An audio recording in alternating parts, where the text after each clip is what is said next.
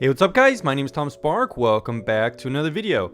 Today we're going to be talking about VPNs in 2020. What are my predictions for what's going to happen? Anyways, let's find out. Hey guys, just a reminder to check out VPNtierlist.com.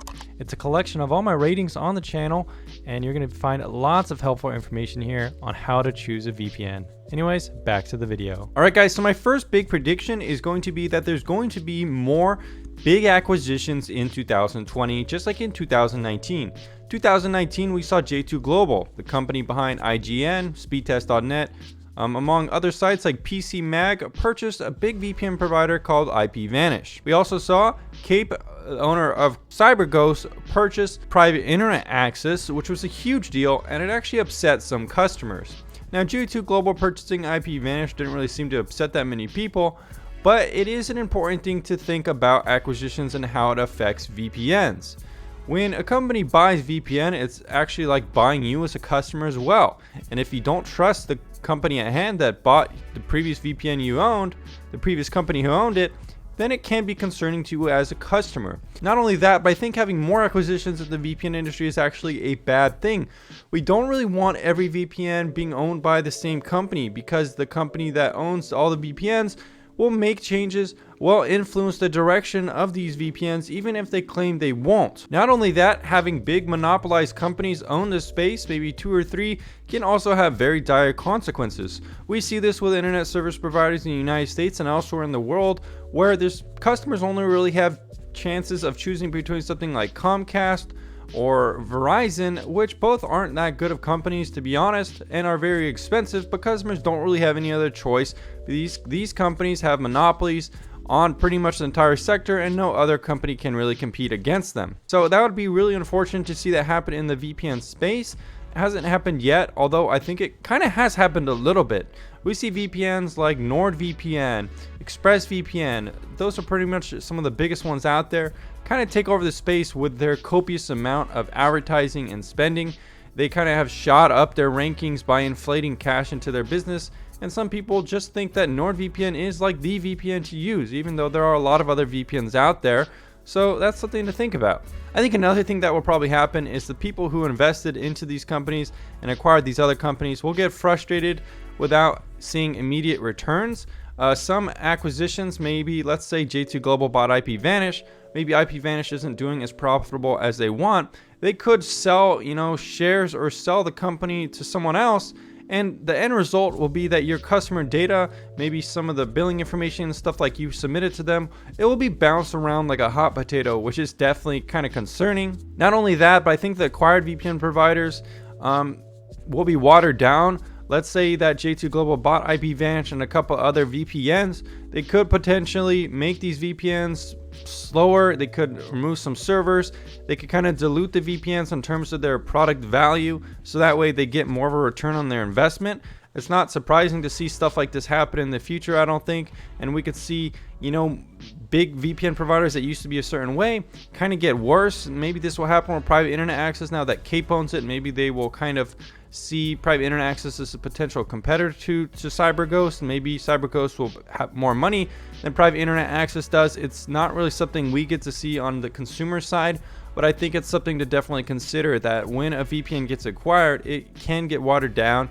The product value for you can get watered down as well, which means the product might not be as good as when you originally bought it. I think it's definitely a possibility that more VPNs have data leaks, and definitely shills and fans of the VPN will claim it's not a big deal. I've seen this happen with NordVPN and several other companies, but I think it's something to definitely watch out for. I think it's important to consider VPN data leaks as important information.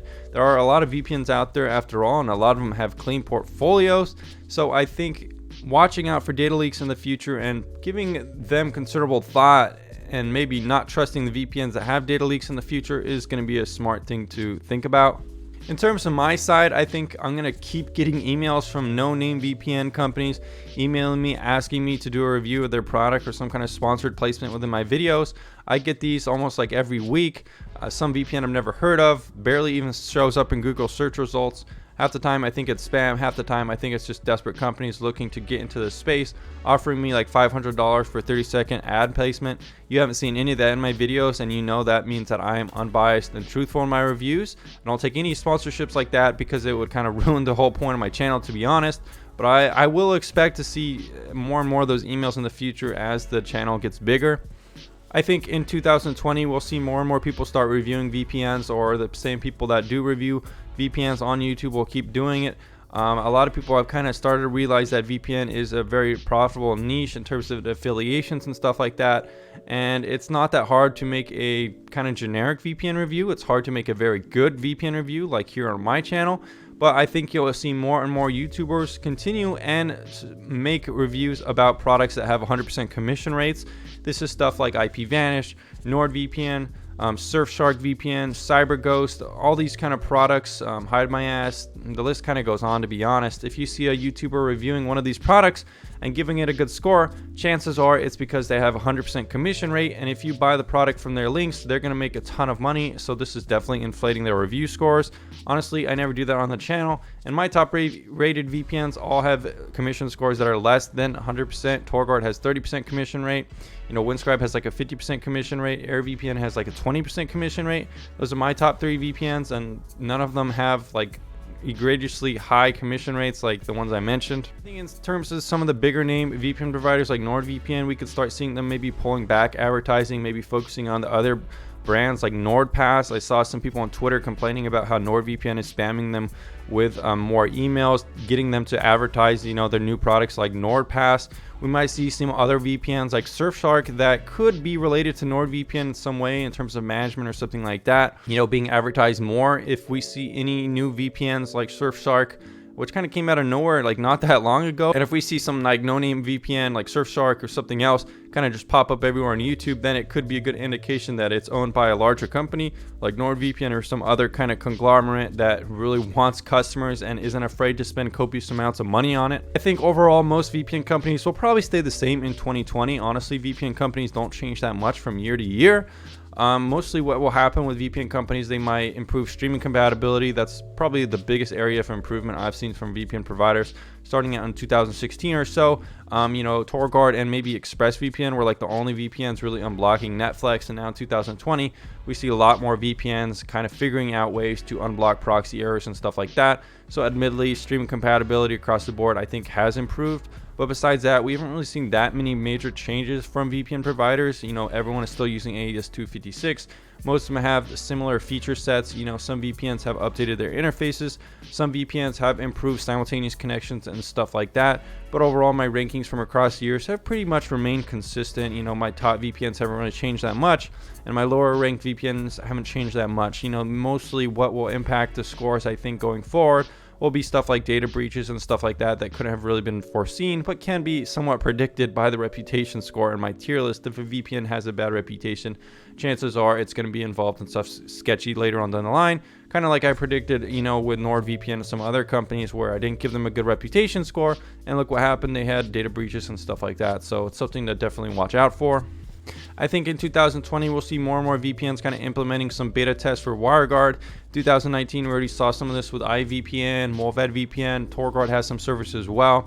I think more and more VPNs will start implementing WireGuard into their applications, perhaps, but I definitely don't think it will be ready for, you know, a full release in 2020. I think in 2021, maybe at the end of the year, we could see a full release of WireGuard, and at that point we could see more VPN providers integrating it completely within the applications, having it as a protocol option. At this point, I've been testing WireGuard a little bit here and there. It works pretty good on, you know, phones and stuff like that. If your VPN does have servers that support it. On PC, it was kind of wishy-washy. It wasn't that great for me. Speeds weren't really that impressive or really that much better, mainly because I think WireGuard's main advantage, at least the way I see it, is that it saves battery life and stuff like that on your mobile, and it's less, you know, computer intensive and stuff like that. It's just more efficient code. But on a strong PC and stuff like that, I can't really witness that many differences. You know, we will see more changes with WireGuard, of course, that could impact how good it is in the future for sure. Anyways, guys, those are my thoughts in 2020, what predictions I will see. Let me know down in the comments down below if you have any predictions about VPN, any kind of things that you think will happen or should happen or could happen. and I'll see you again in the next video very soon.